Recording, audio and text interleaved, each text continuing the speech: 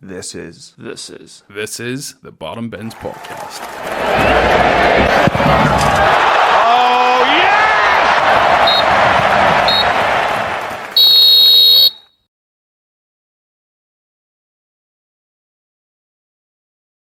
Hello and welcome back to the Premier League coverage, really, is what we're going to call it. Back for the 2023-2024 season here on the Bottom Bins Podcast. Joined today by my good friend Connor. Connor, how's things? Good lad, Premier League's back. Absolutely, lad. Absolutely. Buzzing for it. First game's coming up on Friday. It is Burnley and Man City. So what we thought we'd do, just as the first episode of our Premier League coverage, we'd just get our predictions in now, because obviously we started the podcast in November last year, so we did miss out sort of in that prediction phase and the early weeks of the season. So we're going to get it in now for you. So Connor, I think we will just literally go from 20th position. So who do you have finishing dead last this year? So it's actually surprising that I haven't went Luton. I think Sheffield United will finish last. I think their recruitment's been really poor. They haven't really bought any players in. They sold their best player, Ndai, who scored 13 goals and got 10 assists last season. He's left. He went to the French league.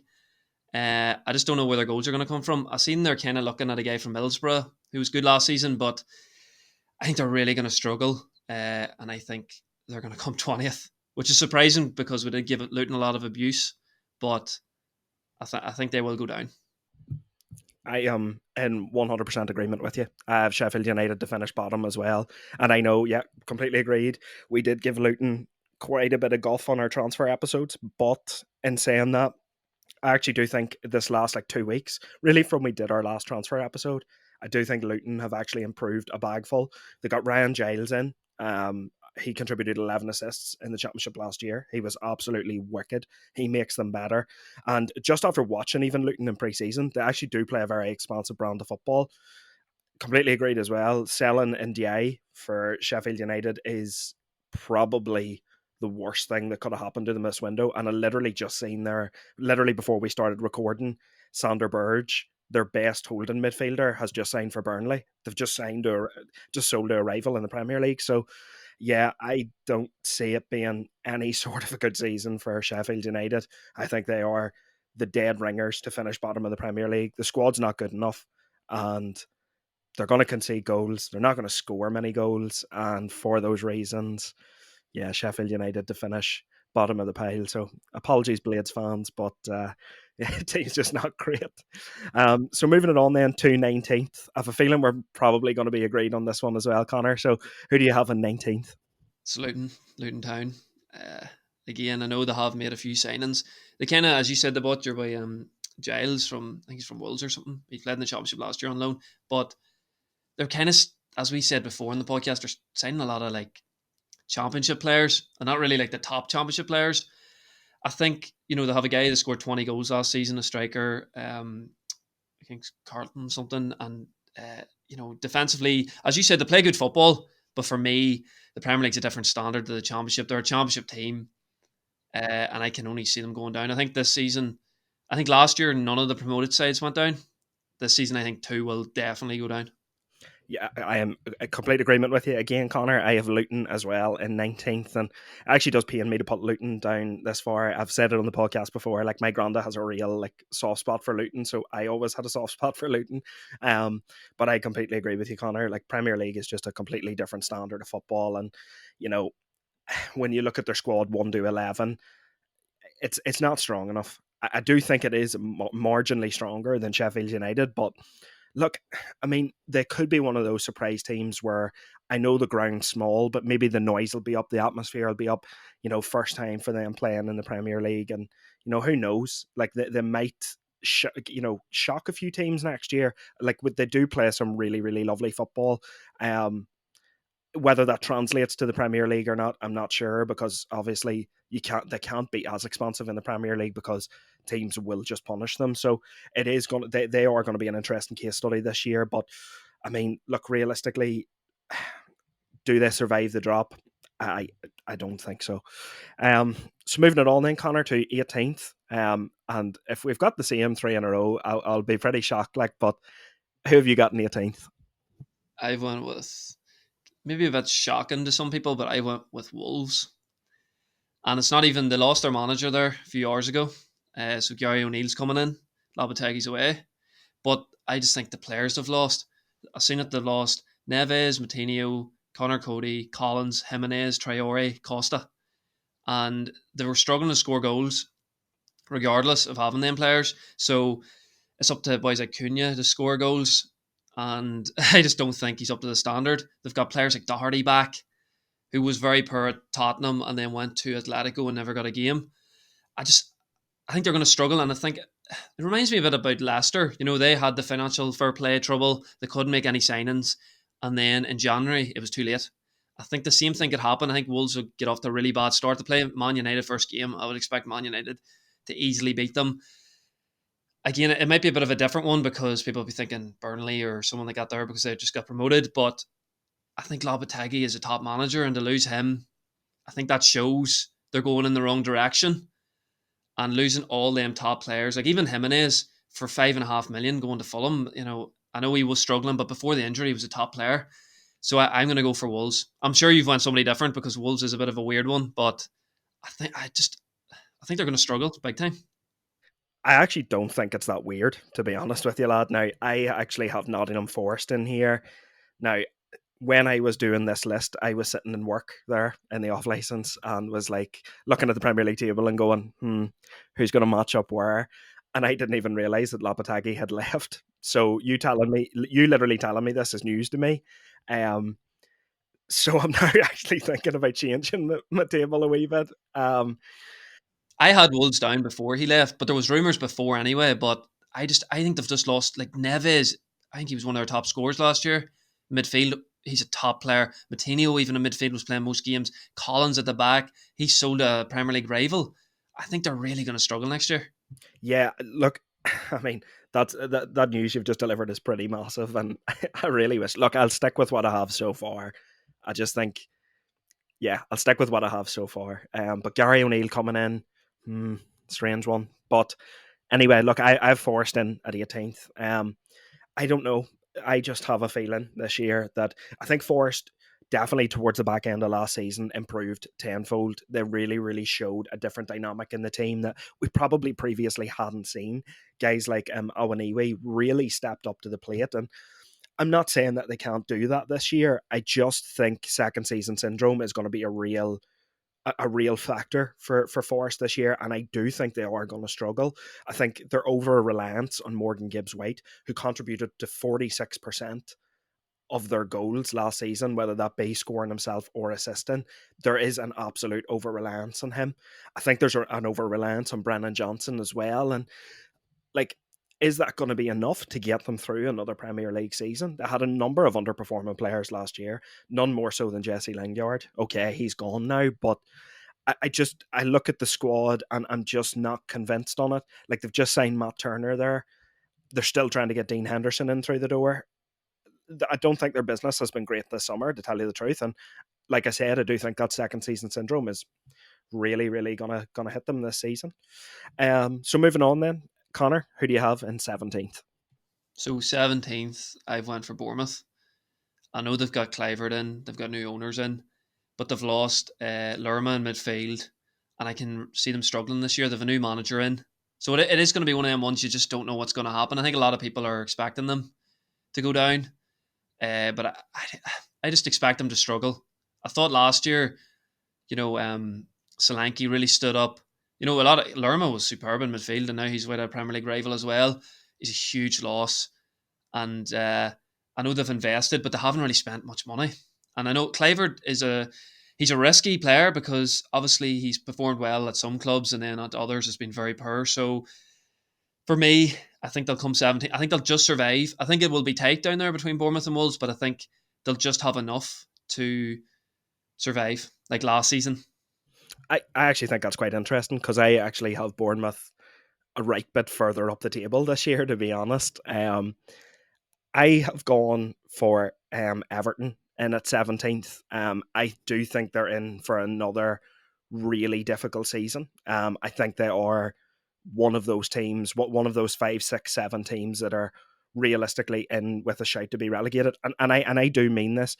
anyone that I have here from sort of 13th down really have the possibility to be relegated. I do think it's going to be another season where we see like 7, 8 teams really battling hard all year to not get relegated. And I have Everton in at 17th. I do think that Deitch has enough to help them escape the drop. But Everton as a football club are in real trouble at the minute. The financial limitations placed upon them is really hindering the progress of the squad. They're losing players. You know, the players that they've signed aren't exactly inspiring. Like they've just signed an 18-year-old forward from Sporting Lisbon, and he's going to come in now and be their starting striker because Calvert-Lewin's injured again. You know, the squad is very, very thin. There are some good players in there, don't get me wrong, but I just think they're in for another dogfight this year, really. And I do think that there is enough in the tank with Dyche and with some of those key players in the team to help get them through. But I do think they're going to be just in a slightly better off position than Nottingham Forest. So moving it on then to our 16th place, Connor. Who do you have in at 16th? Yep. It links in well because I went for Everton. And I would totally agree with you. Last season we seen it. There were 7 or 8 teams that could have went down last year. And Leicester, I don't think, if we done predictions last year, there's no chance any of us would have predicted them to get relegated. With Everton, it's just the fact that they've stayed up the last few years by the skin of their teeth. But it's you made some good arguments there because they've sold Keane, they've sold Sims, they've lost Mina, Dominic Calvert-Lewin's always injured, Gray's looking to go. They brought very little in. As you said, they brought a boy in from Sporting Lisbon. They brought in Ashley Young, who's a bit of experience. Coleman's injured. They're really going to struggle next year. It's going to be up to Dyche to really get in there and make a big difference. They got Danjuma in, who rejected them in January and now has decided to go to them. Will he perform? Because at Spurs, we didn't really get to see him. He didn't really play. So it wouldn't surprise me if Everton went down, to be fair, because they're a club in turmoil, as you said, and even the ownership and the way they're being run is so poor. You know, obviously, an Everton fan, and he could probably explain it better, but it feels like Everton could. This is the math thing. Anybody, I would agree with you, anybody from about 13th, 12th, 13th down could go down.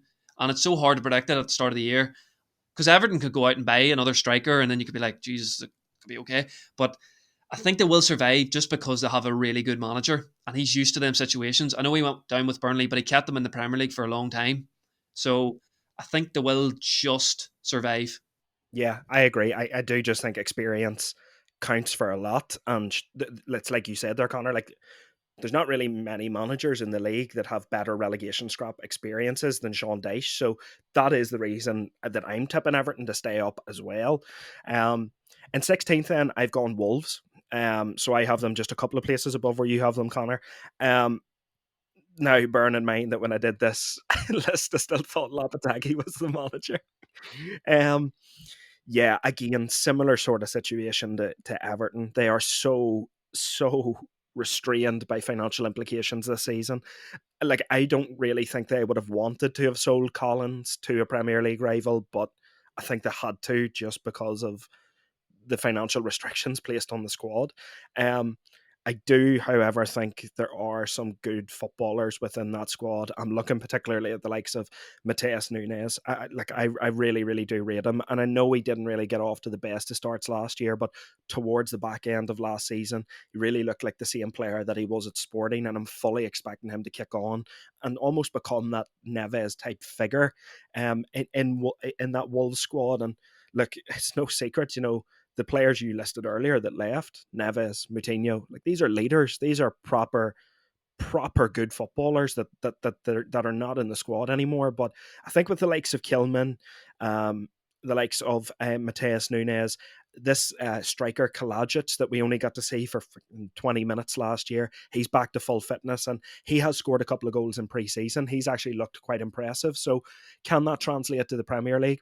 That's why I'm giving Wolves that opportunity to stay up. I think if Kalajic can get firing and if he scores even 15 goals, 12 to 15 goals in the Premier League next year, I'm just giving Wolves that chance to stay up. I can't really give any better reasoning behind it. I thought Lopetegui was still going to be at the wheel, but look, what can you do? That's a tough thing about the predictions as well. Is like, will they lose more players because of financial fair play? Will, you know, as you said there, Nunes came in last year. If they lose him because maybe he'll maybe one of the sole reasons he came there was kind of because of Lopetegui. So if they lose him, it'd be a huge loss. That's why it's so hard to predict, because if they lose him or Kilman, who has been linked to a move away, I think Napoli were in like 35 million for him, they're going to be in big trouble. Yeah, I completely agree. It like, because the window's still open, and I know we are only 3 days out from the start of the Premier League, and that is why it is difficult. But I just do think that Wolves have that extra wee bit of quality in the squad. I think there are individual players in there that can get them through games, and even like the likes of Johnny and stuff that have been in the Premier League for a long time now. I do think they do add an extra wee element of quality. I think Jose Sa Nets as well is one of the best keepers in the Premier League. If we're going by save percentages and just all round shot stopping ability, I think Sa's right up there with the best of them. So I think he also gives them an element where, because even when they were getting beat last year, Connor, they actually didn't even, like, they didn't concede that many goals, to be fair. Like, they were still just creeped into the top half in terms of like defense. So I do think that there is just enough there to keep them in the league. But look, only time will tell. So moving it on then to 15th, and who do you have in 15th then, Connor? So I've went for Nottingham Forest. I think I really rate the manager. I think he done an unbelievable job last year to keep them up with the amount of signings they made. It looked for certain they were going down. I think I had predicted them all season to go down, and they done unbelievably well. Even beating Arsenal at the end to stay up.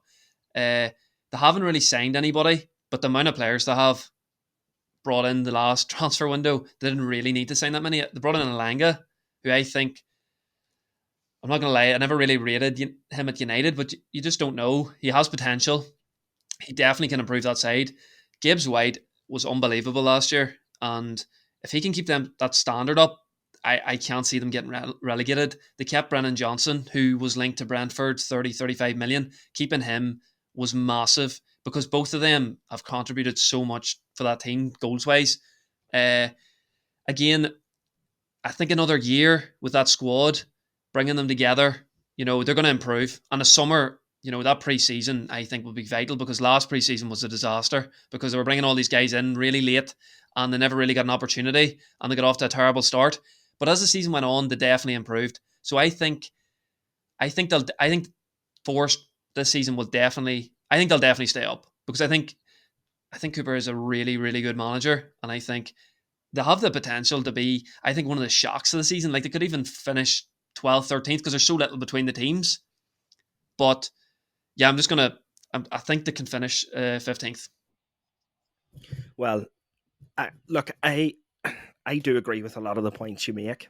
Um, I think Forest are just one of those teams where it's like, they're going to be one or the other. There's like no middle ground with Forest. They're either going to be quite good or they're going to be pretty poor. Um, so they are just one that we're going to have to keep our eye on, especially. Well, I have Burnley in at 15th. Now, I've seen quite a few predictions, and some people have pushed Burnley right up as high as like 12th and 11th. And I don't know.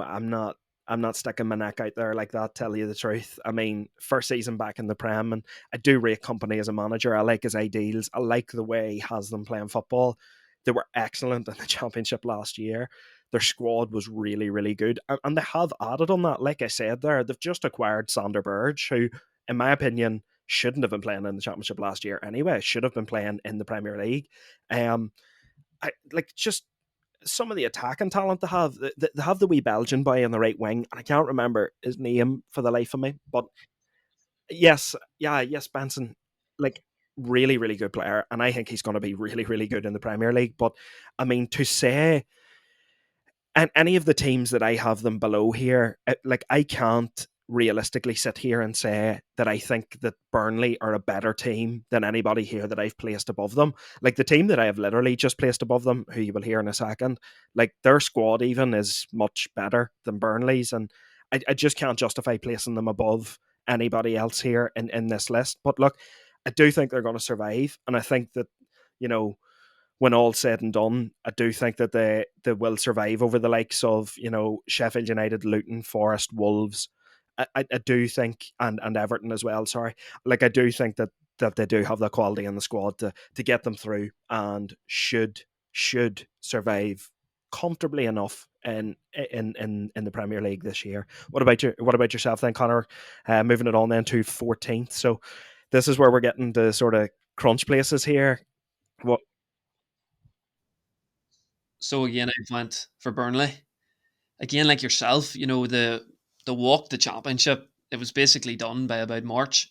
Obviously under company, it's a bit weird to see Burnley play such good football because obviously in the Premier League last time round they were really tough to play against, set up really well. But I think Brownhill was brilliant for them last year. You said that guy Benson was superb. Even when they played us in the League Cup, they were decent. You could see they're trying to play football. They're trying to, obviously company's got that from Pep probably. That expansive football.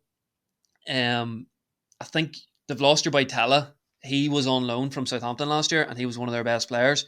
I think he's going to be a huge loss. But they brought in a striker. I don't even know how to pronounce it, to be honest. He's from Basel. They bought him for like 20 million. It's like Amadoni.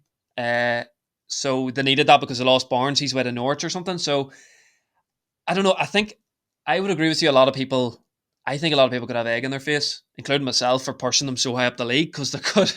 It's just purely because they walked the championship. They played such good football. They have some really talented players. They even got Redmond in, who I think will be a good player for them. Omafemi, they got him in. So they definitely have the potential to shock a few people. So I think, again, there's so little between all these teams, and they're definitely better than Sheffield United. They're definitely better than Luton, as we've seen last year.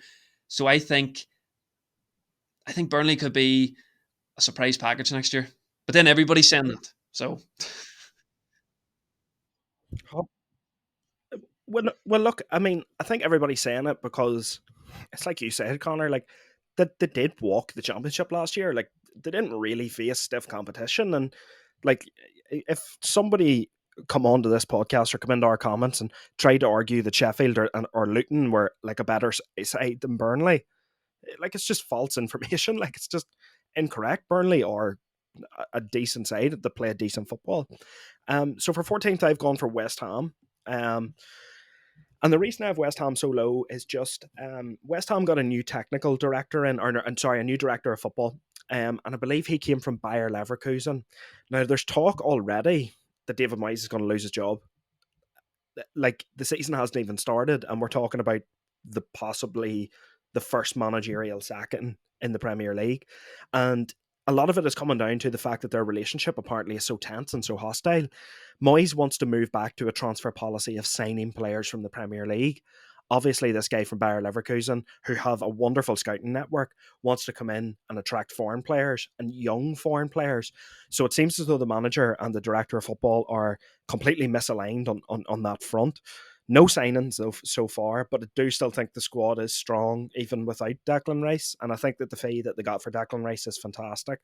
Linked with Harry Maguire and linked with Scott McTominay. And I'm going to be honest, I think if West Ham got both of those players in through the door, I would push them up higher in the Premier League.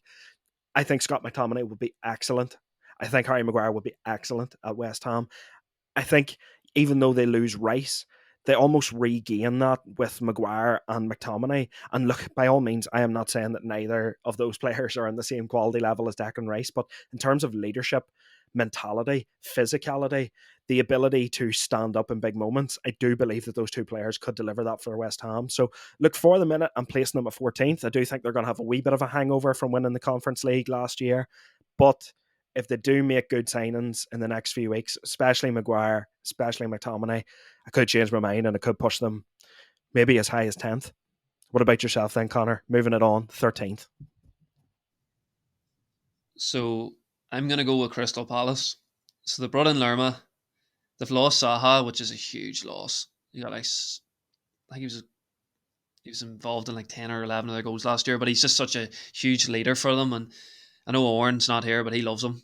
He's, but he is a huge player. It's just going to depend if they're going to lose Eze or Elise. That'll be huge because if they lost either of them, I would drop them majorly. But they've Roy Hodgson in there. They got 11th last year. He came back. He pushed them way up the league. They finished above Chelsea. I think they'll easily stay up. With Roy Hodgson in there, the experience, he kept them in the Premier League for years. I think this will be his last year. They haven't really brought many players in, but I think they have a good enough squad. And again, as I think I said last year, they're a pretty boring team, to be fair, but they're just regulars in the Premier League, and that's all I can really say about it. I think they'll just finish about that middle ground. Yeah, there's not much difference between you and me here, Connor. I have Palace in at 13th as well. I agree. I think losing Zaha major for them. But in saying that, I do think it frees up Eze and Elise a wee bit more, and maybe lets them be a little bit more expansive and maybe see a side of their game that we haven't seen this season. I do like the makeup of the squad. I think getting Roy in for another year, very, very positive for them. And yeah, I completely agree with you, Connor, to be honest. I can't really add on what you've said. I think they stay up comfortably as well. So in for 12th place then, who do you have at 12th then, Connor? So I have West Ham. I agree with all your points. I think David Moyes, I thought, was a goner last year. I thought he was going to be sacked. He somehow survived. He done really well. He won the Conference League. They're going to be in the Europa League next year. I don't know if they have the squad depth for it. They lost Samaka. He's away to Atlanta. He's going to be a big loss. He didn't really achieve much at West Ham, to be honest. Obviously, Declan Rice is going to be a huge loss. I thought he was superb towards the end of the season. I think we did give him a lot of stick at the start of the year. I thought he was underperforming, but I think towards the end he stepped up, and they were in the relegation places towards the end of the year. A lot of people forget that. They were struggling, but I think McTominay and Maguire would be big signings for them. I do rate McTominay in a way. I don't think he's belongs at the top level like at a Man United, but I think he'd be definitely good enough. He's definitely a Premier League player. I think he's definitely good enough to play in the Premier League, and I think at West Ham, somewhere where he could go and shine. I think I did see something that was like kind of like imagine McTominay and Souček together, and that didn't really appeal to me, to be honest. But uh, apparently they're bringing in this by Alvarez from Ajax, which could be another good signing. I think West Ham are in a difficult position because they've sold a player for 105 million, so everybody knows they have money. So people are not going to give them good deals. Like they're going in with 30 million for Maguire and McTominay each, and United are going, you have more money than that. You need to give us more for that. So that is hurting them. And Moy said the same last season. I think we listened to that. I listened to that podcast he was on, and he said he kind of went away from his tactics. He kind of went away. He wanted to play a more expansive game, and he's not really used to that. He likes to play it tight. He likes that, as you said, Premier League proven players. He signed Paqueta, he signed Shamaka, and it hasn't really worked out for him. So I think he's looking McTominay, he's looking Maguire, proven Premier League players, and I think if he gets them, I agree with you. I think 11th, 10th is definitely a possibility, and I think a good Europa League run. But for now, I would have them in the position that I predicted because I think they need a few more signings. Yeah, agreed. I actually have Bournemouth in at 12th. So a wee bit higher up to where you had them, Connor. But I just see some of the signings they've made. Kluivert, who I fully expect to bang in the Premier League. They've signed Caceres. Is it Kakare or Kachera? He's the fullback that they've brought in. Statistically, one of the best fullbacks in Europe. And now they're moving for a midfielder from Fiorentina. Sorry, I can't remember his name. Not good with the European names, to be honest, but he has been an established European player. He had a bad knee injury in 2020, 2021. And when I was watching Continental Club the other day, they were saying he hasn't quite been the same player, but what he does give them is massive dribble numbers and massive progression. And I think that's what Bournemouth need because Billing was excellent. Solanke was excellent. I think Jadon Anthony on the right-hand side was excellent as well. When Ouattara came in, it did almost revolutionise their side. And again, the new coach that's come in, it's a very expansive style of play that they want, and I can really see it working. Completely agree with you, Connor, though. They haven't replaced Jefferson Lerma yet, and that's massive. They need to go and buy a defensive midfielder in this window because what Lerma offered them was that defensive solidity and the ability to retain possession of the ball, which is something that they currently will struggle with without that sort of Lerma replacement. But I like the coach. I like the signings that they've made. I think the investment is there from the ownership. And I could just see Bournemouth being like a surprise package this year and really pushing some teams this year. So, into the last of the lower half places, Connor, who do you have in at 11th?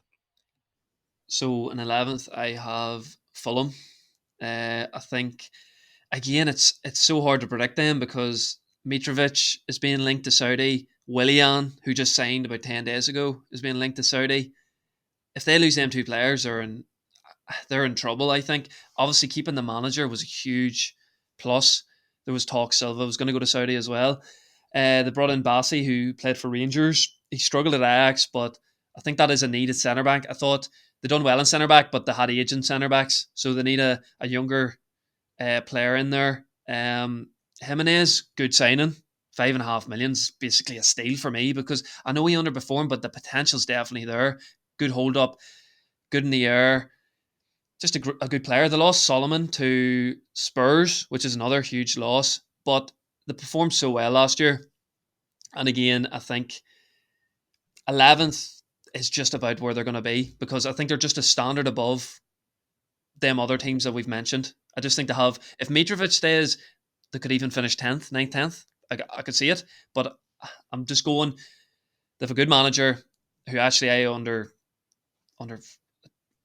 I thought he wasn't a good manager to be fair because Everton he was not good, but they have a good manager, some really good players, and 11th is just about like last season I think they finished 10th, so I think 11th is fair enough. Seems as though we're in agreement with a lot of these, to be honest, lad, because I've also gone Fulham at 11th. I can't really add to what you've said, but I will disagree with you on one thing. I don't really rate the Raul Jimenez signing, to be completely honest. I actually think Vinicius, their backup striker, is a better striker than Raul Jimenez. And look, I'm not trying to slight Raul Jimenez by saying that, but it's no secret. He's not been the same player from the head injury. And I don't think it's a bad signing in the sense that, yes, they only spent 5.5 million on him. To a club like Fulham, it's nothing. But, I mean, like, how many goals does he realistically score in the Premier League? 10. Who's lucky? 10? I don't know. It was at Wolves at one time. I think it was one season he maybe got 15, but last year he was just horrendous. To be fair, I can see your argument, but I just think 5.5 million. They're taking a punt on him. I think it's Clivert. It's the same at Bournemouth. They're taking a punt on him. It's worth the risk. If they keep Mitrovic, if he's just coming off the bench and offering 20 minutes, it could be a huge role, for him. And then it's just about confidence as well. It's very hard to predict these things because I'm sure last year if we predicted, we would have been wrong about so many teams. 100%. I'd say we would have got some rinsing on social media. We definitely would have got it.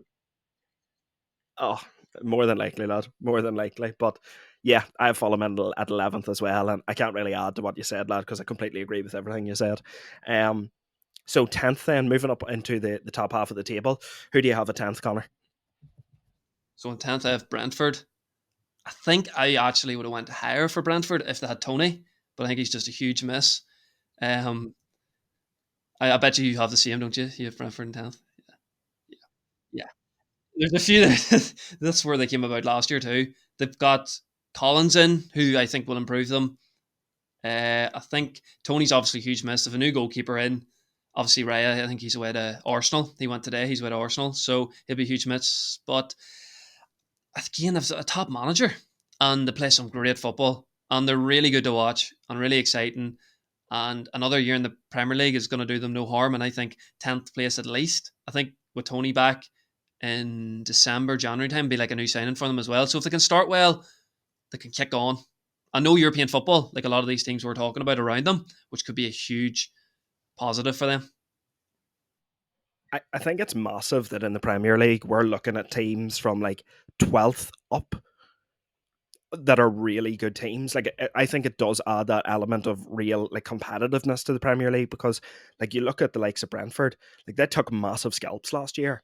Arsenal, Man City, United, Spurs, like Chelsea, like they took big scalps last season, and I completely agree. Thomas Frank, excellent manager. the reason I have them just in 10th, and I do think they're a wee quality level above Fulham. I do think they are just slightly stronger than Fulham, but the reason I have them at 10th, maybe behind a couple of other teams in this list, is they've no Tony for 6 months, and we know how much Tony contributes to that team. And look, I'm sure that Frank will have something planned. I mean, they just made Shada permanent, the young guy that came in January who really did impress. They have Burmo, they have Visa, and I fully expect those guys to step up and really sort of take on that goal scoring burden. I also expect Damsgaard to kind of kick on from here as well. But yeah, I do think from both of us, I think 10th is a pretty fair position for Brentford, to be honest. So moving it on to 9th then, who we're looking at in 9th, Connor? I think this is the hardest predictions ever, like picking this top 10, because it's so tight. And as you said, there's so many better teams now, like playing better football. Even like Luton have come up and Burnley have come up, and they both play really good football. So 9th, I'm going to go for Aston Villa, which is it'll be a shock to many. I'm going to go Aston Villa. I talked them up in previous podcasts, but I looked at the teams and I think they've obviously brought in Diaby, Torres, and Tillemans, who are all top players. Great signing, have a good manager. I'm just banking on the fact that they're going to be in the Conference League. They're going to have a lot of games. They do have a really good squad. I think they really overachieved last year. There's going to be a lot more pressure on them this year. I think last year when Emery came in, Gerrard was so bad. There was no pressure coming in. They did really improve throughout the year. I could be so wrong on this, to be fair. They have a really, like, even looking through their squad, they have a really good goalkeeper. They have good centre halves. I think your boy Carlos is coming back, isn't he? Like, even me talking through this, I'm thinking, like, I'm going to be so wrong here, but I'm going to go 9th just purely because of the European football. They do have a stronger squad. I think there was a lot of talk about this Torres centre back, but Tillemans was poor last year, to be honest, in Leicester's team. Torres, there was talk about him, in the air, he's not very good. Diaby's a really exciting player, I can't lie. But ninth is ninth's not a bad position to finish. It's just because their expectations have went so high. They could go out and sign players and I could look even stupider, but I'm going to go for Aston Villa in ninth. That's a hot take there. Look, I agree with you in the sentiment that they are going to be having, like, they have European competition, so they are going to have much more games to play. So there is more of a possibility that they're going to be fatigued and drop points. But I just think with the signings they've made, lad, I don't think I could place them in ninth. In ninth, I've gone for Brighton, actually. So maybe that's a bit of a hot take. I don't know. I just look, I think, again, similar sort of thing to what you said about Villa. I think they're going to really struggle with having European football and Premier League as well on top of the other competitions, and I just don't think their squad's stronger than Aston Villa's currently is at the minute. I don't get me wrong, like, De Zerbi is easy in the top 6 best managers in the league, easy. And if Brighton were to go on and have another season like they did last season, like, there will be massive clubs come calling for De Zerbi because he is an absolute genius at football. They are such a joy to watch. I actually think, to be completely honest, that they put in the best performance last season, like, individually. It was the game after they got beaten by Everton 5-1. And I remember De Zerbi saying, "You'll see the real Brighton next Sunday." And then they went out and smashed Arsenal, like, made Arsenal look crap. And they were just so good last year. But I think losing McAllister, losing Colwell, and looks like they're really going to lose Caicedo now as well. I just think they're 3 key players that they couldn't afford to lose. And don't get me wrong, I know the signings that they've made are pretty decent. I think Milner coming in there you go. You've got European experience. Dahoud coming in there, again, really good player when he's fit.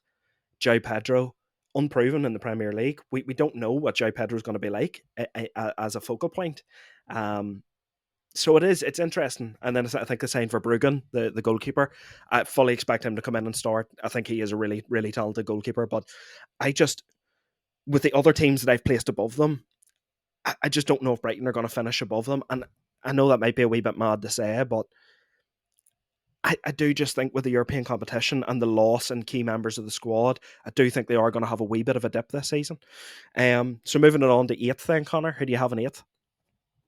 Yeah, I'm going to go with Spurs. I know you talked them up on the podcast. I just don't think they're that great, to be honest. They brought Poro in, who I don't really rate, to be honest. Ange is going to be, it's his first season, a lot of pressure. If they lose Harry Kane, I think eighth would be decent for them, to be fair. He scored like 30 goals in the Premier League last year. Madison, obviously, is a good signing. He was good last year, but there was dips in form, and I thought, especially towards the end of the season, he completely capitulated as a player for Leicester. He didn't stand up. A lot of their players didn't stand up, like I talked about Tillemans and stuff like that. Solomon's a good bench player. He wasn't even starting for Fulham. He was decent off the bench, but he wasn't starting for Fulham. They've obviously brought that new centre back in, which was vital because Dyer is just Dyer. Like, he is not good enough. Again, it's not even a slight on Spurs. It's just the quality above them. I think it's just, if Richarlison, Son, and Kulusevski perform well, I'm going to look stupid again. But last season they were really poor. They came eighth last year, so I don't think they've done enough to make me think they're going to get better. If they lose Kane, I think there's absolutely zero chance they finish anywhere near the top six. I think they'd be lucky to get eighth if they lose Kane because he carried them last year. I don't think anyone can really argue that. Like, he was basically carrying them to eighth place, which is just says a lot. So unless Ange proves me wrong, I think eighth place for Spurs. I'll get on to Spurs later. um, I have Newcastle in eighth. I just think with the fixture congestion of Champions League, and I'm going to be completely honest here, the signings that they've made haven't really inspired me, tell you the truth. Like, I thought once you get to the Champions League, it opens you up to a new bracket of player. And I think Tonali is part of that new bracket of player, but I'm going to make a bold call here. I actually think Tonali's going to flop, to be completely honest. I seen him in pre-season and he was a bit miff, to be honest. And I don't think he's going to acclimatise to England well at all.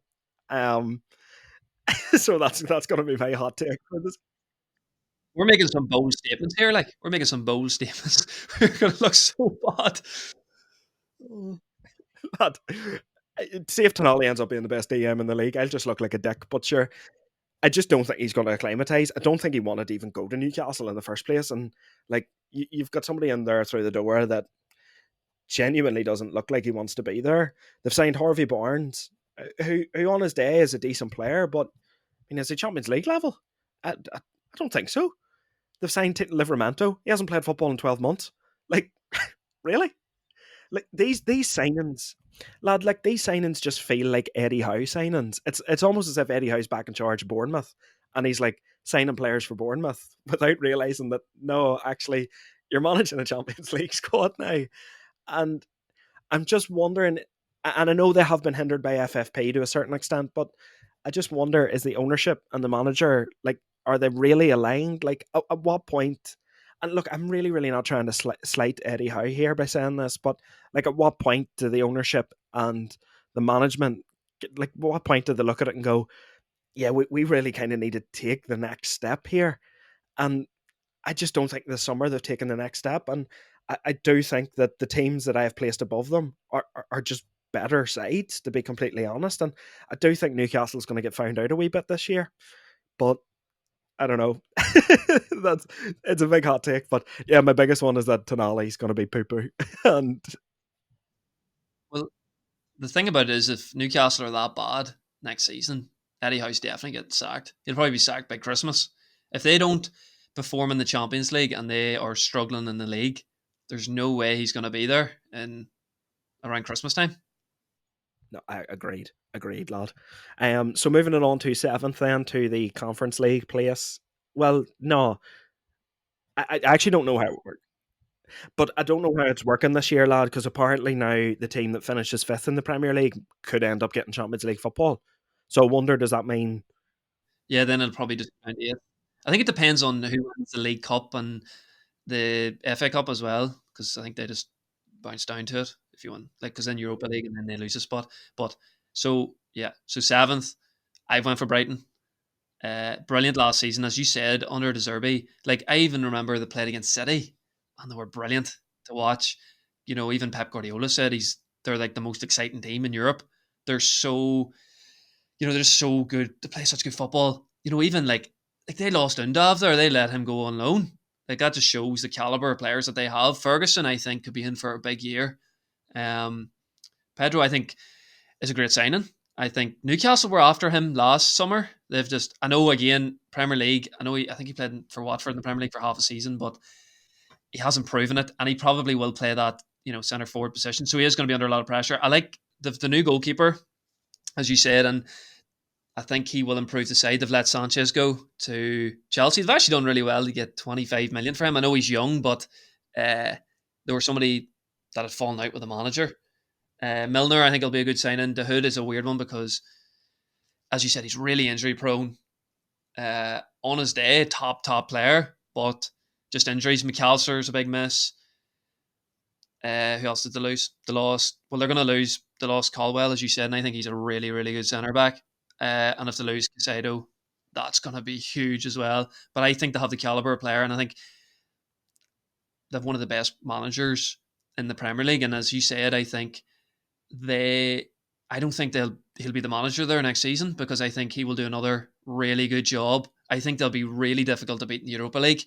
And I think he will leave the club. But I think 7th, which is actually a drop-off from last year because it came 6th, but I think Europa League will hurt them. Lost a few players, made some good signings, but 7th, I think, is fair enough for Brighton. Yeah. Look, I know I had them in 9th, but again, I mean, would it shock me if they finished like 6th or 7th? No, it probably wouldn't, because just of the caliber of the manager. I've gone for Villa at 7th.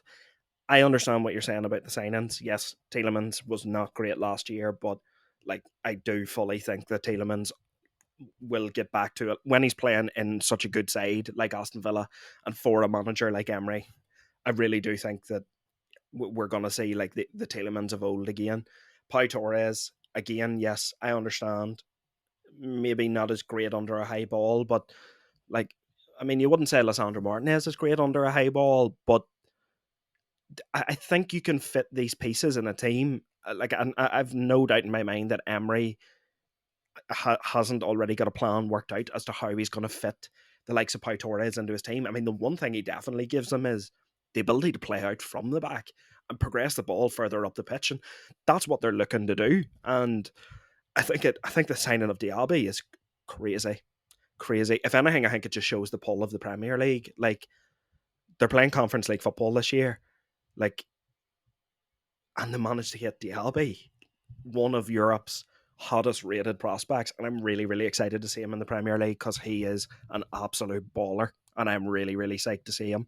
And yes, similar sort of thing to De Zerbi. I think Emery is such a good manager, and like you said earlier, Connor, the transformation at Aston Villa last season when he came in through the door, I just, look, I know the European football probably is going to hurt them a wee bit, but I just think that they are good enough to retain that 7th place spot. And again, if they finished 6th or 5th, probably wouldn't shock me either, to be completely honest. So moving it on then to the Europa League, who do you have in 6th? So I'm going to go for Chelsea in 6th. Obviously, they were woeful last year. Again, this one could be made to look bad again, because Nkunku's out for 4 months with an injury, and he was flying in pre-season, and a player that is really, really good player. Anytime I watched him in the Champions League for RB, especially against Celtic and all, he was the best player in the park. I think, getting Caldwell, keeping him, I think he should definitely be starting for Chelsea. He's a really good centre back. I think Poch is the reason I'm going for them to come 6th. I think Poch is a really, really good manager, and I've heard things just around the training ground. He's just positive. You ever hear players talking about him? Even Dele Alli, when he was talking about him in that interview, he was just an unbelievable human being, and I think he will improve Chelsea. I think 6th for Chelsea would be an improvement, because obviously coming 12th, they've lost Havertz, they've lost Mount, they've lost Kovacic, they've lost Koulibaly, they've lost Mendy, they've lost Cheek, Kante, Aubameyang, Azpilicueta, Felix. Just listing, like, they just lost so many players, which makes it very difficult for Poch to come in there and do well. But I think he is a top caliber manager. Like let's be honest here, Premier League have the best managers in the world. It's not even close. Like, you look at some of these managers, they're just unbelievable. I think another year, and I think Chelsea will be back to that Champions League caliber. But I think it's just going to be so much going on at Chelsea. no European football will help massively. Getting rid of a lot of them players that were struggling will be huge as well. And, they brought in that guy, is it Jackson from Villarreal, and he seems to be flying in pre-season. Again, pre-season's very hard to, put all your eggs in that basket. Like, an example, it's not a go at you, was Martial was flying in pre-season last year, and then he struggled. Not a go at you, that's just the way it was. And then he was, United last pre-season were unbelievable, and they lost their first 2 games. So I don't read too much into it, but the guy Jackson has a lot of talent. Sixth for Chelsea, which is crazy to think, because this time last year, imagine I went to you, I'm going to predict Chelsea to come sixth. You'd be like, no chance. You'd be predicting them higher. They've spent a fortune. They've even spent more money this summer. But I think they've actually done well to get rid of a lot of their players. So I'm going Chelsea in sixth. I actually have Chelsea a wee bit further up, but we'll come to that after. I'm going Spurs at sixth, which might sound a wee bit mad, but I have Spurs in over the likes of Villa, Newcastle, and Brighton because I'm banking that Kane's going to be there. There is this reported narrative going around that if he plays against Brentford at the weekend, he's there for the season. And I think he's going to play against Brentford. And that's why I have them so high up. I just think when you have a player like Kane, the top six is always achievable. And I know, yes, they did finish eighth last year, so maybe that statement is a wee bit redundant now, but I really like Postecoglou. I think he's a really positive manager. I think he's actually the profile of manager that they needed to go out and get, like a relative unknown, a progressive manager, a manager that plays a fluid attacking style of football that hasn't been there at Spurs from Poch left. And I think guys that had poor seasons last seasons will not be as poor this year. Like, I'm not expecting Son to be as bad as he was last year. I'm not expecting Kulusevski to be as bad as he was last year. And as poo-poo as he was last year, I don't think Richarlison will be as bad as he was last year. Couldn't, lad. Couldn't. I think even the fact that they've got Madison through the door takes such a creative burden off Kane that we might actually get to see Kane play as a striker this year. Like, imagine that. The goalkeeper, relative unknown, but statistically second or third best goalkeeper in Serie A. So that's going to be an interesting one. Poro Udogie coming in at fullback again, who has been one of Europe's highest rated fullbacks the last 2 seasons. So I'm really excited to see him in the Premier League. And yeah, look, I just like what they're doing. I think once they get Bentancur back as well, once he comes back from injury, I think he's going to push them on even further, because I really rate Bentancur. I think he's one of the best midfielders in the Premier League. And that's why I have them in at sixth. I don't think they're as good as the other 5 teams that have placed above them, but I think, look, I'm optimistic about Spurs. I really, really am. Moving on to fifth then, Connor, who have you got in at fifth? So I have Newcastle at fifth. They dipped off a bit at the end of last season, I thought.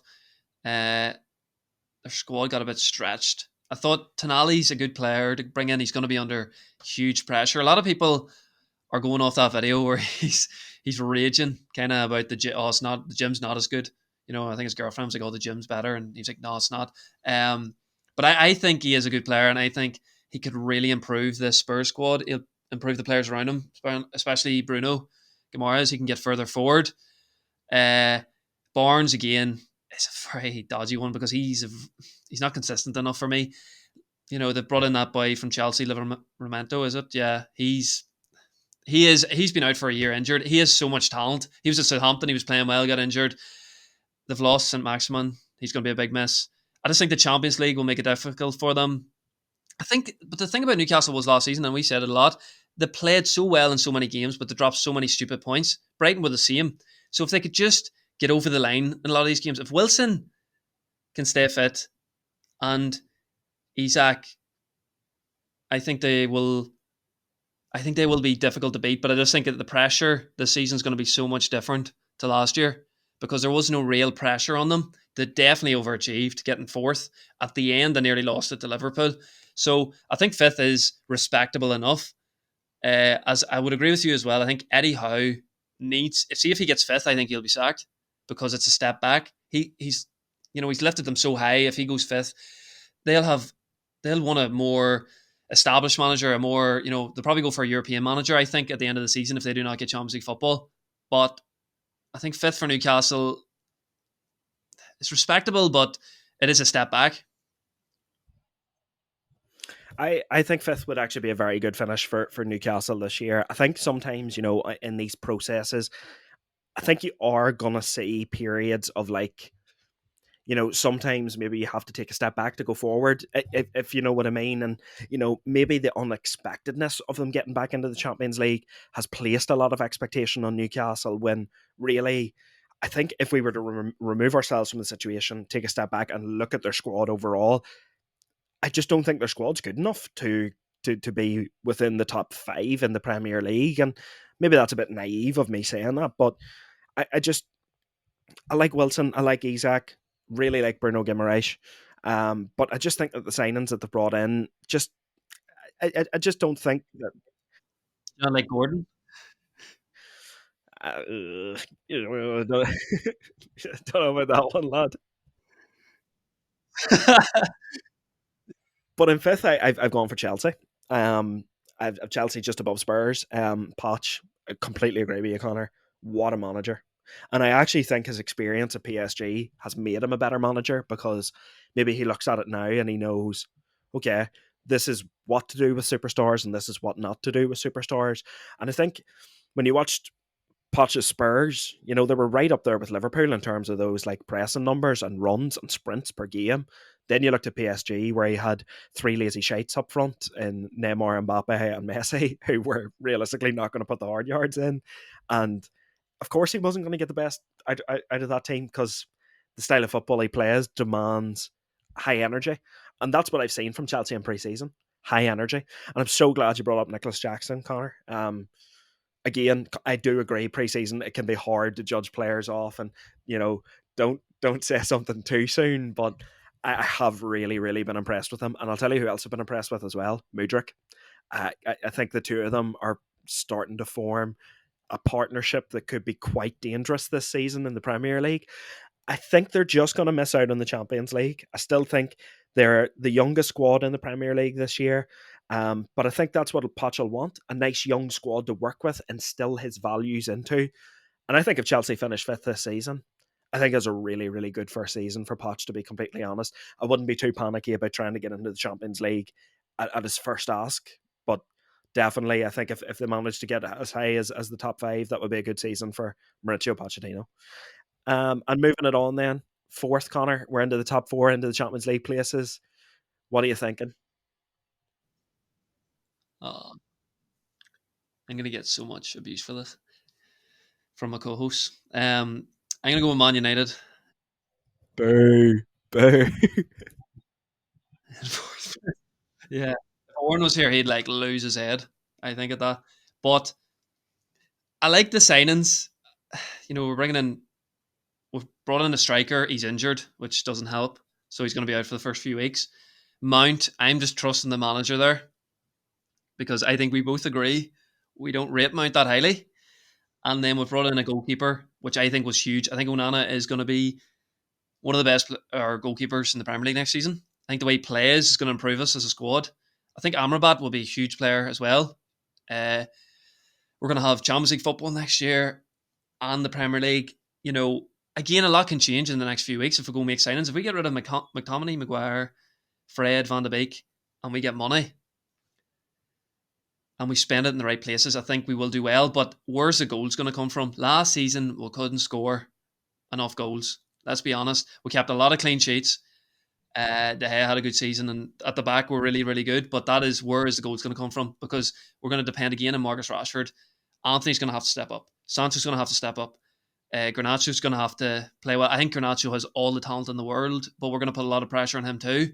We're putting a lot of pressure on this new signing, Haaland or whatever how you say his name. But we're putting a lot of pressure on him to deliver, because if United are going to challenge or even reach top 3, top 2, you're gonna need a player to score 20 plus goals. We've seen it. If you're going to win the league, you need a player that's going to score 20 plus goals. We've seen it with Haaland last year. Even like Salah with Liverpool when they won the league, you need a player that's going to, score 20 plus goals. So I think United will get fourth, but there is potential there to improve. There is potential to finish higher. I'm not saying United's going to finish fourth. That's the best they're going to finish. I think they do have the potential to finish higher. I just think Arsenal, City, even Liverpool are just a wee bit ahead of them. Liverpool, it's third and fourth just between United and Liverpool, to be honest, but I think Arsenal and City are just that wee bit ahead of them. Well, I've gone the opposite way. I've gone Liverpool a fourth. I just think United have a better squad, to be honest, lad. I think Liverpool have lost a lot. And when I say lost a lot, like, I know the likes of Henderson and Fabinho weren't performing, but I mean, as characters in the dressing room, like, it is a lot to lose. And I think we're looking at the wrong end of Van Dijk's career here at the minute. I really don't think Van Dijk's at the top of his game anymore. And I don't think he's going to be next season as well. I think that was an area that they could have prioritised in the transfer market as well. You know, maybe going and looking at a long-term replacement for Van Dijk, somebody that could learn off him. Then we have the Trent problem too. You know, is Klopp going to go back to the system he played last year because the midfield's looking a wee bit more rebuilt? I mean, they still haven't got a recognised six. That's what I was going to say. That is my huge issue. They haven't signed a six yet. And that's the thing, lad. We watched United without a six for years, and the best we could finish was fourth. And that's why I'm McFred, that was our old combo, number 6. But that's why I'm placing them at fourth, lad. I just think without a six, don't get me wrong, I still think they're marginally better than Spurs and Chelsea, but I just think without a six, they're really, really, really gonna struggle to stop teams from berating them. And I watched them in pre-season, watched 2 of their games. They will outscore teams no problem this season. The attack is not the issue. Salah's on fire. Jota looks great. Diaz looks great. Gakpo looks great. I'm not saying anything about that up pants striker, but because I'm still banking that he's going to be shite. But I don't know, lad. I'm unconvinced with Liverpool. I still think they're good enough to make the top 4. But it's going to take a miracle for Klopp. And actually, one thing I will say as well, if this Liverpool team was to finish outside the top 4 this year for a second season in a row, I don't think Jurgen Klopp would be there much longer, because he's done such a good job of shielding the owners from deserved flack because of the lack of investment and the lack of money. That really, I think the transfer market has got to a stage now where when Liverpool were buying players for 30, 40, 50 million and they turned out to be amazing, it was like, oh, happy days, well done, fair play, Liverpool, you're really cracking the transfer market at the minute. But now those like 30, 40, 50 million players are suddenly 80, 90, 100 million pound players now, and they're realistically not going to spend that kind of money because of the ownership. And I just think, yeah, Liverpool to finish 4th. So I take it you have them in 3rd then, Connor, yeah? I have them in 3rd, and I totally agree with you that I think if Klopp finishes outside the top 4, he will leave, because I think he's a bit like Arsene Wenger was in his last few seasons. I think he's just overachieving. They're not spending the money that he deserves to spend. Like, he was challenging for the league. I know this, you could argue they bought Van Dijk, they bought Alisson, but they were unbelievable signings. I know they spent big money on them, but he was doing it on such a lower budget than Man City. He was overachieving greatly, and I think he's one of the best managers in Europe and the world. And I think their home form is unbelievable. Like, even last year, I don't want to bring it up, but we got beat 7-0 to them, and they were rubbish at that stage, and we still got destroyed. Again, they've improved their midfield. They need a 6. Lavia, that is one thing that would worry me if I was a Liverpool fan. They're offering 45 plus add-ons. Why are they not just paying the extra 5? You pay that extra 5, you're getting a top player there. We've rated him so highly. 19-year-old top player for Southampton last year. One of the shining lights for Southampton last year. Again, you look up top, you've Gakpo, Diaz, Salah, Jota. I know you don't like Nunes, but he's a good player. I think he has a potential to really perform. It's just going to come down to the backline. It is, you're right, it's going to come down to Van Dijk. Is Van Dijk finished? Not like finished, obviously, like not a Premier League player, but he was the best centre-back in the world. He came second in the Ballon d'Or race, really unlucky not to win it. Robertson, is he going to perform better? As you said, Arnold, Kanate, Gomez, are them boys going to step up to the plate? Obviously, Alisson's a really good keeper. It's going to come down to that, because I think, as you said, they're going to outscore teams. They are going to score loads of goals. It's just going to be defensively. And if they haven't got that Fabinho, who was really underappreciated, I think, at Liverpool, because he was a top CDM, one of the best in Europe for that 3 or 4 year period. I know last year he did dip off, but he protected them. He helped Van Dijk. He helped Kanate, Gomez, Matip. He helped them players. He helped Arnold. He tracked back. Curtis Jones is another player. Will he perform? He started to perform towards the end of the year. Liverpool did hit a bit of form with that new formation, as you said. Will they play Arnold in midfield? Connor Bradley, who's from the north, obviously really good season of Bolton. He could play right back. I think it's just a flip of a coin between United and Liverpool. I think they're both just that wee bit off Arsenal and Liverpool, or Arsenal and City. But I can't see it. We're not really disagreeing with our points, to be fair, because I'm sure you're going to come with some decent United points, which I would probably agree with. It wouldn't surprise me. Like, United's home form last year was very, very good as well. So if they can improve away, I think that was the question, wasn't it? Um that we asked every week was like, why are we so bad away from home? Do you think? I know you're going to go with United now in third, but do you think we have made the signings that will improve us to improve away from home? I think it's difficult, and I do think it's difficult because, unfortunately, with Holland, we haven't got to see him play yet. So it's hard to know what kind of impact he's going to have on the squad. I do just think if United can get like 12 to 15 goals out of him, I think we'll be okay. Look, the one thing I'll say about United is I think what Ten Hag's doing at United is really underrated, and I know a lot of rival fans will not look to give Manchester United credit in any shape or form, and look, that's fair enough. Do I really want to sit here and give Liverpool credit? Not particularly, but I mean, I'm man enough to say that pound for pound on the budget that he's been given over the last 7 or 8 years, Jurgen Klopp has been the best manager in the Premier League with what he has had to work with. Now, by all means, yes, Guardiola eclipses him in terms of trophies and stuff, but I mean, if you look at what Jurgen Klopp did with that Liverpool side and with those players, that set of players, it's incredible. Pound for pound, best manager in the Premier League over the last 7 or 8 years. But at the same time, I don't think you can discount what Ten Hag did at Manchester United last year to come in his first season, win a trophy. Like, there's a lot of managers that don't ever win a trophy in their career, and like this guy come into United and easily the most scrutinized job in football, and come in and performed, made the top four. And how many times did we say last season, Connor, with that squad, like, we were playing without a striker last year, and we still managed to breach the top four.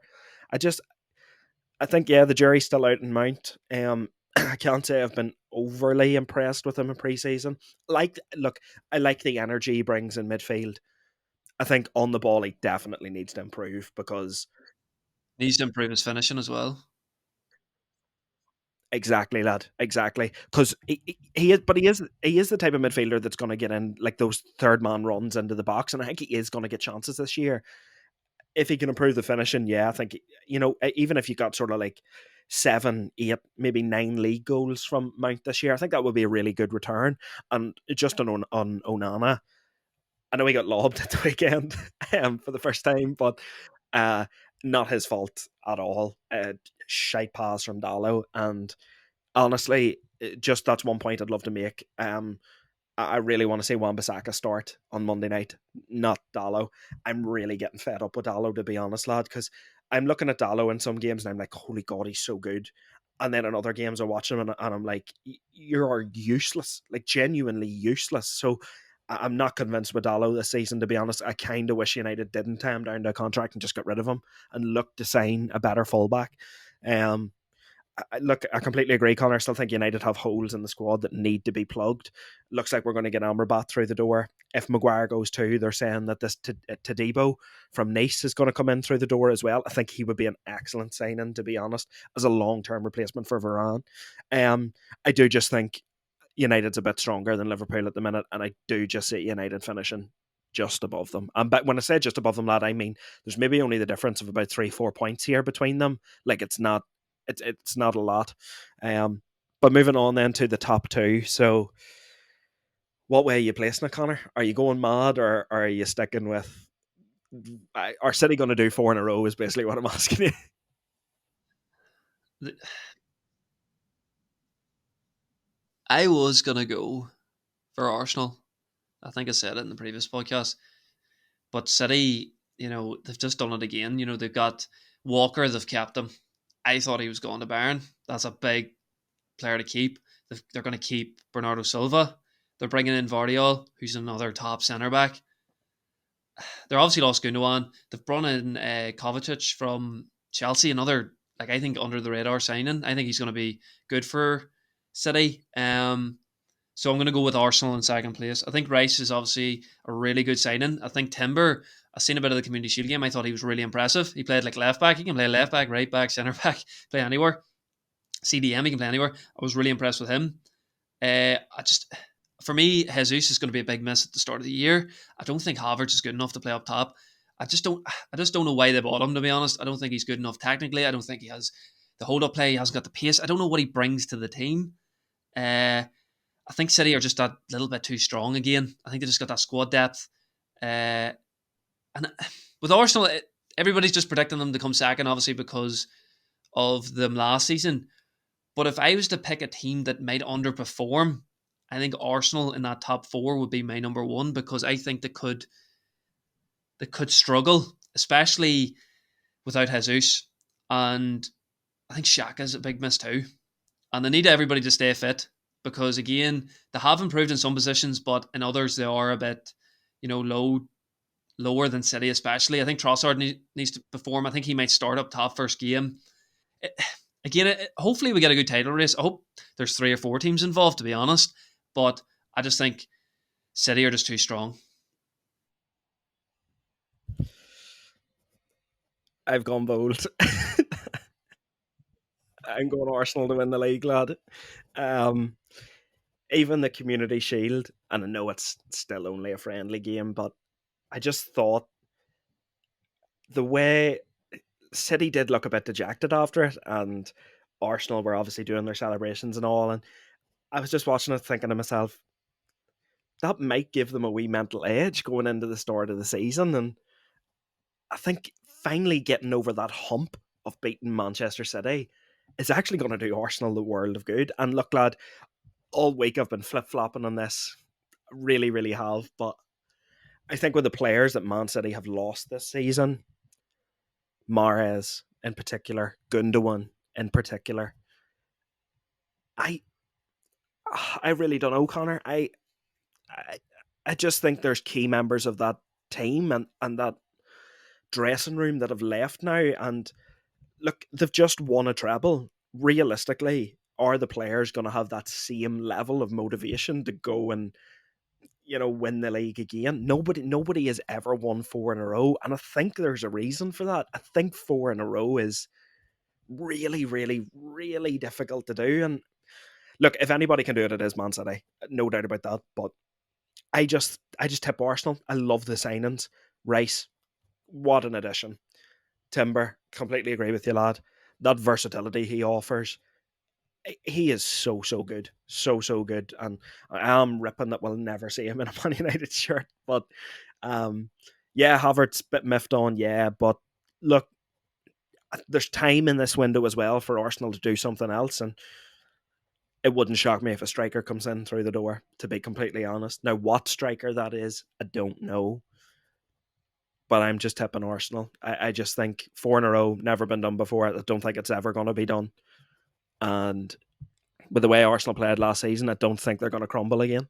I really, really don't. I think last season was such a learning experience for them that they're going to go one better this season. See that we kind of got burned last year because we kind of went for them to win the league and then they crumbled. I just think the Community Shield, I wouldn't read too much into it, to be honest, because Liverpool beat City last year and Liverpool were brutal and City won the league. I know it is a big thing to get over City, but I think even in that game, City really should have had them away 2-3-0. They got a lucky goal, Arsenal, which can be a huge turning point, I agree. But I just think City just have that squad depth, and I just think like Kevin De Bruyne, Haaland, even Grealish was playing well last year. Bernardo Silva, just unbelievable players, and they're improving that back line. Ederson at the Nets, good keeper. You know, I want a title race. I want Arsenal to do well, but I just think City are just that they just have that experience and they're just a wee bit too strong. The only thing is, Arsenal last year they came, or 2 seasons ago they came fifth, and then the next year, obviously, they battled the Champions League, and then the next year they went and got second. So maybe you're right. Maybe that's like kick up the ass, improve the squad to get the title. But I just think City just have that experience, and obviously it's not really much of a out there statement after they've won 3 in a row to think they're going to win 4 in a row. But I just think they're just a wee bit too strong.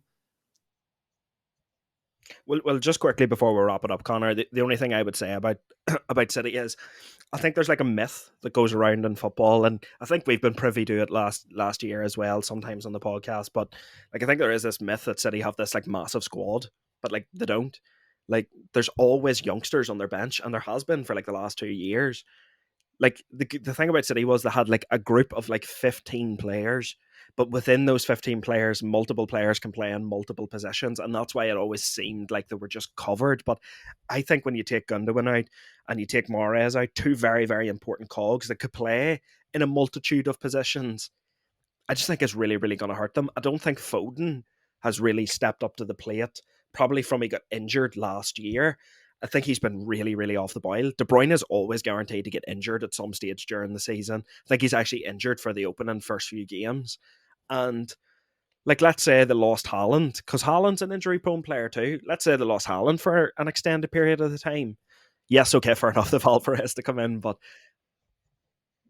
taking out such a key aspect of their attack when it really looked towards that back end of the season that they'd finally worked out how to play with Haaland.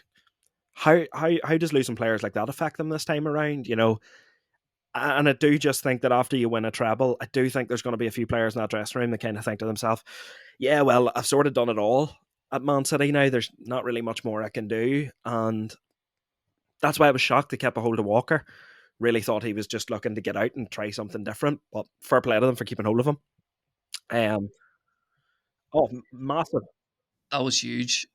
That was huge. And I agree with you about the 14, 15 players. That is what they use all the time, but it's just the quality that they have off the bench. They have 4 or 5 players on that bench that are top, that would start from probably any other Premier League side. And your White Palmer as well was very good off the bench. Good young player. So we'll just have to see. Like, hopefully we get a good title race. So Yeah, true. I think that's what we want. And like, really, I think what we would all want is, like, let's say City did have a bit of a drop off this year. You know, you would like to see maybe the guys in the top four, City, Arsenal, United, Liverpool, like all pushing for it, like really pushing one another. I think that would be nice to get like a multiple team title race, because we haven't had one of them in a long time in the Premier League. So I think that would be nice to see. But um, yeah, I think that's going to do it for this episode, guys. I think Oren's going to do a quick fire sort of table on our TikTok, so keep an eye out for that one. They're going to be just his quick predictions for the Premier League season, so we'll get them up on all the socials for you. But yeah, thanks very much for listening, guys. Please get involved in the comments below. If you're watching on YouTube, please smash the like button, hit subscribe.